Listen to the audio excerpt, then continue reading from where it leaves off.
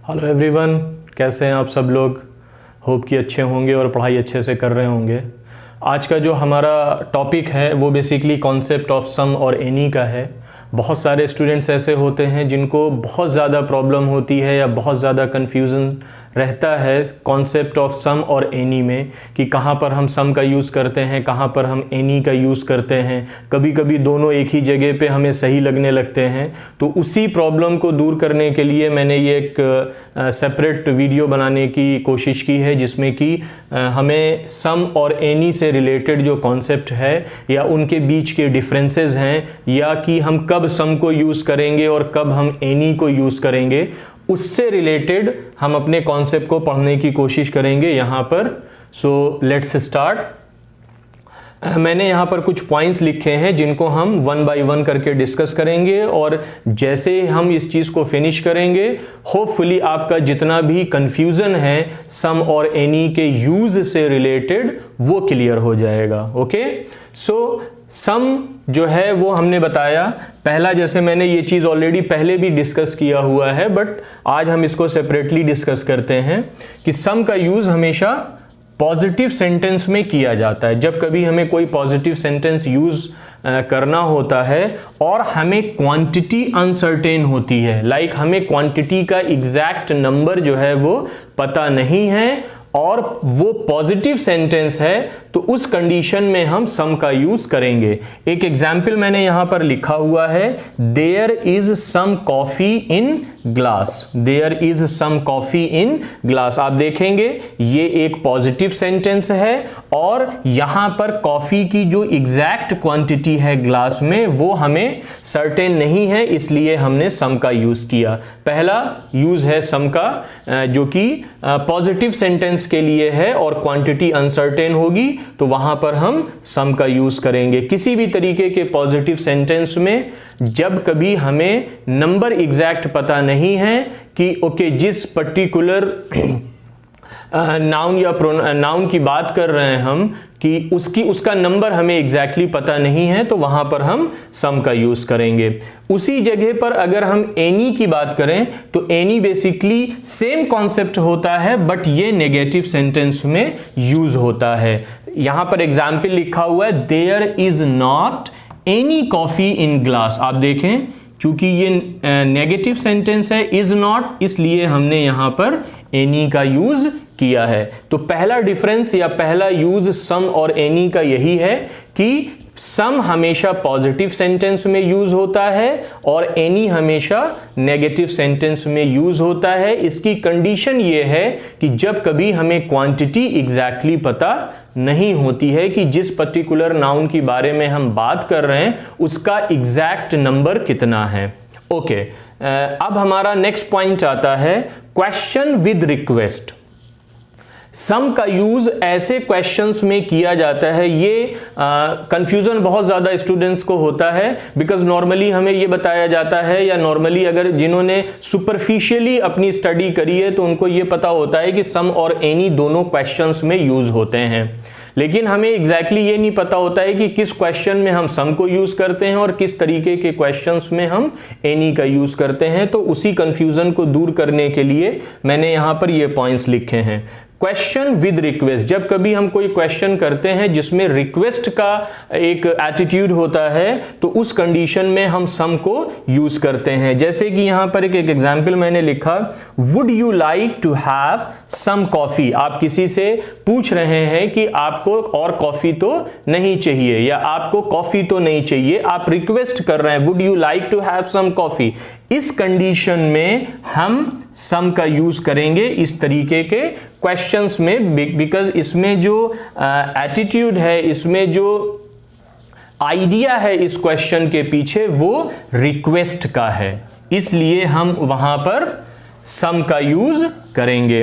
Okay, इसी तरीके से दूसरा हमारे पास एनी के लिए आता है इंटेरोगेटिव सेंटेंसेस में, कि जब कभी हम नॉर्मली कोई क्वेश्चन पूछते हैं, नॉर्मल क्वेश्चंस में जिसमें कि रिक्वेस्ट वगैरह का कोई आइडिया या एटीट्यूड नहीं है, उस कंडीशन में हम एनी का यूज करेंगे नॉर्मल क्वेश्चंस में। मैंने एक एग्जांपल यहां पे लिखा हुआ है, do you have any pain. ये एक नॉर्मल क्वेश्चन है, do you have any pain. Okay, और do you have any friend, इस तरीके के जो क्वेश्चंस होते हैं सिंपल इंटेरोगेटिव सेंटेंसेस में हम एनी का यूज करते हैं। तो होप आपको ये चीज समझ में आ गई होगी कि किस तरीके के क्वेश्चंस में हम सम का यूज करते हैं और किस तरीके के क्वेश्चंस में हम एनी का यूज करते हैं।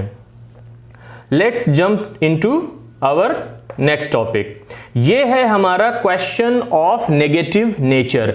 ऐसे क्वेश्चंस जिनका नेचर नेगेटिव होता है और उनका मतलब पॉजिटिव होता है। ये थोड़ा सा कंफ्यूजिंग है बट समझाने की कोशिश करता हूं मैं कि क्वेश्चन ऑफ नेगेटिव नेचर, जैसे कि क्वेश्चन ऑफ नेगेटिव नेचर मतलब कि जो कंस्ट्रक्शन है क्वेश्चन का वो नेगेटिव होगा बट जो उसका मीनिंग है वो पॉजिटिव होगा। फॉर एग्जाम्पल, इसको एग्जाम्पल से समझिए, can't you please spare some time for our relationship.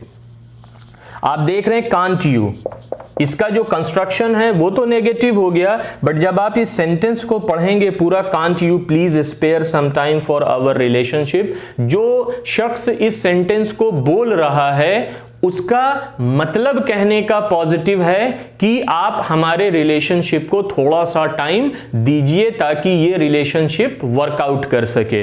तो कंस्ट्रक्शन तो नेगेटिव था बट इस सेंटेंस का जो मीनिंग है वो पॉजिटिव है, इसलिए हम यहां पर सम का यूज कर रहे हैं, some time for our relationship.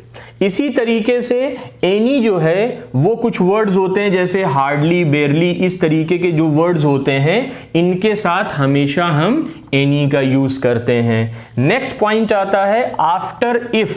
जब कभी हम कंडीशनल सेंटेंस यूज करते हैं या कंडीशन बताते हैं इफ के साथ में, तो उस कंडीशन में हम एनी का यूज करते हैं। फॉर एग्जाम्पल यहां पर मैंने लिखा हुआ है if you have any friend, if you have, आप देखें हमारा ये सेंटेंस इफ से स्टार्ट हुआ इसलिए हमने नाउन के पहले एनी का यूज किया है।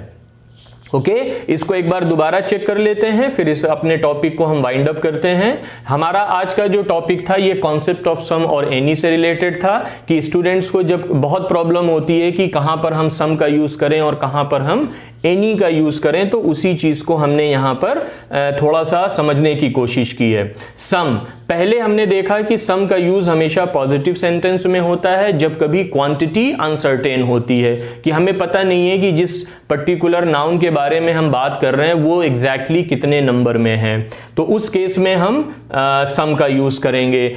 On the other hand any जो है वो नेगेटिव सेंटेंस के लिए यूज होता है जब कभी क्वांटिटी हमें अनसर्टेन होती है, मतलब एग्जैक्ट नंबर हमें पता नहीं होता है।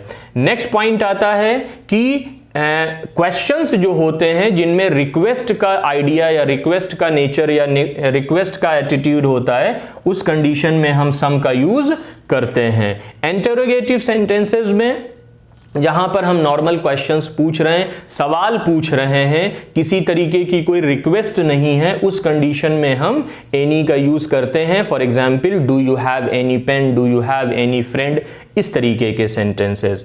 थर्ड पॉइंट आता है सम के लिए कि ऐसे क्वेश्चन जिनका नेचर तो नेगेटिव है बट उनका मीनिंग पॉजिटिव होता है, उस केस में भी हम सम का यूज करते हैं। For example, can't you please spare some times for our relationship. यहां पर दो पॉइंट हैं एनी के लिए कि words like hardly, barely, we use any. इसमें लास्ट पॉइंट आता है कि आफ्टर इफ, जब कभी हम कंडीशनल सेंटेंसेस की बात करते हैं, इफ के साथ जब कोई सेंटेंस होता है तो उसमें हम एनी का यूज करते हैं। If you have any friend. Okay, hope ये चीज आपको यहां से समझ में आ गई होगी और यहां पर इस चीज को हम वाइंड अप करते हैं।